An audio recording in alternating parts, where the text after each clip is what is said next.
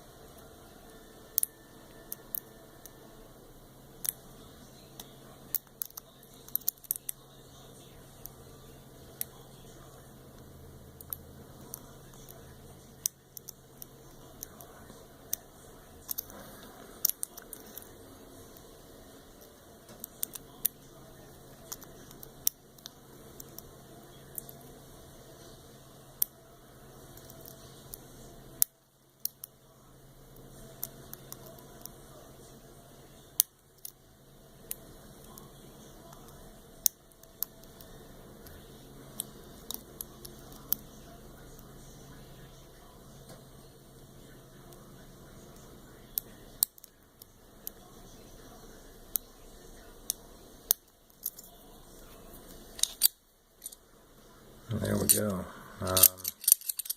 No spring tension on the shackle on this guy. And